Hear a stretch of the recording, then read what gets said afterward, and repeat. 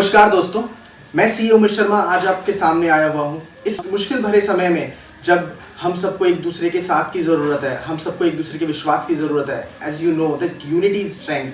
हम सभी अगर इस मुश्किल भरे समय में इस कोविड-19 का एक साथ मिलके और इसका मुकाबला करें और तभी हम इससे जीत सकते हैं।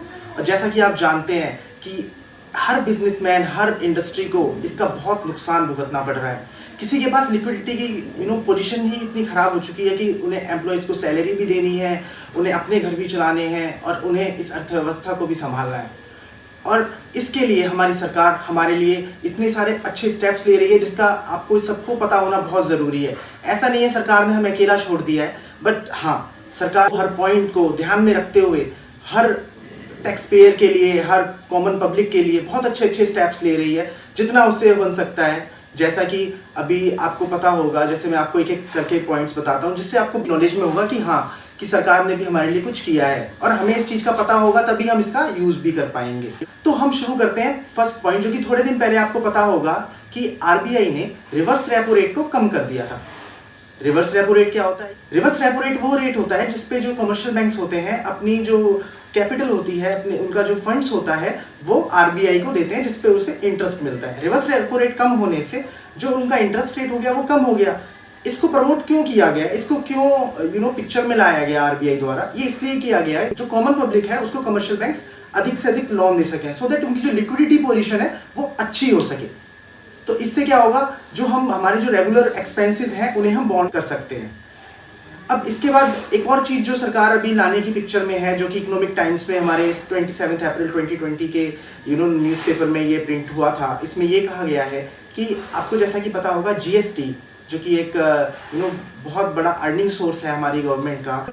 As our honourable prime minister said, economy से पहले हमें अपने देश को देखना है, अपनी कॉमन पब्लिक को देखना है। अगर वो होंगे तभी हम अपनी अर्थव्यवस्था को आगे चला सकते हैं। तो उन्होंने एक काम और करने का जो इकोनॉमिक टाइम्स में जैसा कि विचार किया जा रहा है कि अभी जो जीएसटी इनवॉइस बेसिस सिस्टम्स पे पे किया जाता था, जिसमें हम जैसे ही हम बिल रेज करते थे हमें क्या करना पड़ता था, जीएसटी चुकाना पड़ता था, है ना। लेकिन अब सरकार ये भी इन पिक्चर में चल रहा है कि अब इस सिस्टम को कुछ समय के लिए कैश बेसिस सिस्टम में किया जाएगा, सो दैट जब आपके पास कैश आएगा, आपके पास डेटर से पेमेंट आएगी, तब आप उसकी पेमेंट सरकार को करें जो उसकी जीएसटी की पेमेंट है। इससे क्या फर्क पड़ेगा, इससे हमारे पास जो लिक्विडिटी की पोजीशन होगी वो सही रहेगी और हम अपने जो रेगुलर एक्सपेंसेस हैं उन्हें भी बॉन्ड कर सकते हैं। दूसरा, ऐसी इंडस्ट्रीज भी हैं जो इस टाइम में बहुत बुरे दौर से गुजर रही हैं। बुरे दौर से गुजरने की वजह से उनके पास ना तो कोई क्लाइंट है, ना डेटर्स हैं, ना कोई सेल है, जिसकी वजह से बिल्कुल ठप हो चुकी हैं इस टाइम पे।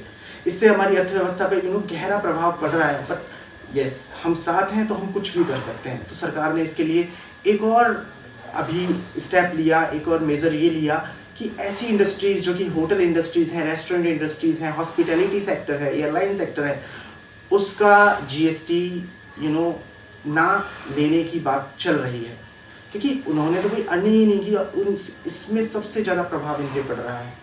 तो सरकार ये भी करने की कोशिश में लगी हुई है। जैसे ही ये फाइनल होगा तभी मैं अपनी एक नेक्स्ट वीडियो में आपको इसके बारे में ज़रूर बताऊंगा। ये तो दूसरा मेजर था जो कि सरकार हमारे लिए लाई। पहला जो रिवर्स रेपो रेट को कम किया, दूसरा अभी जो हमारा जीएसटी जो इनवॉइस सिस्टम से कैश बेसिस सिस्टम पे लेके आने की बात चल रही है। जैसे ही फाइनलाइज होगा it will be on official media and I will inform to you all. Okay, the third step which is taken by our SBI bank, they are providing emergency fund to all the business and MSMEs who are eligible for that credit eligibility. SBI giving to all emergency fund. You can check it on through SBI site. They have already announced it and you can take benefit of it.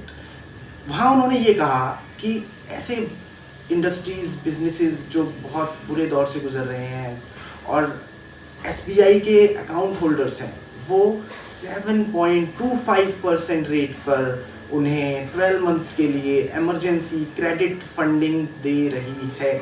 और आपको अपनी eligibility check करने के लिए SBI की site से या SBI से कांटेक्ट करना पड़ेगा।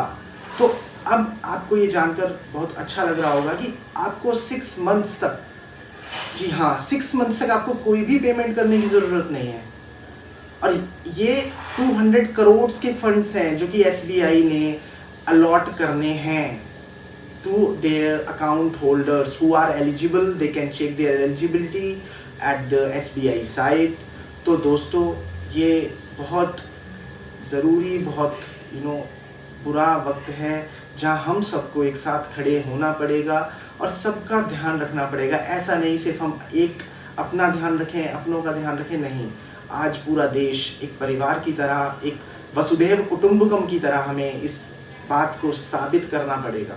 जैसा कि मोदी जी ने कहा है, सबका साथ सबका विकास, तभी ये पॉसिबल हो सकता है, नहीं तो नहीं हो सकता। ये हमें ध्यान रखना पड़ेगा।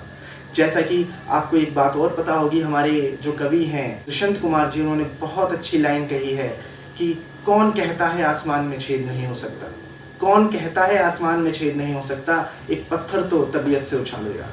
तो इसी के साथ अपनी बात को मैं समाप्त करता हूँ और इसी उद्देश्य के साथ, इसी मोटिवेशन के साथ हम आगे बढ़ेंगे और इस कोविड-19 को हराएंगे।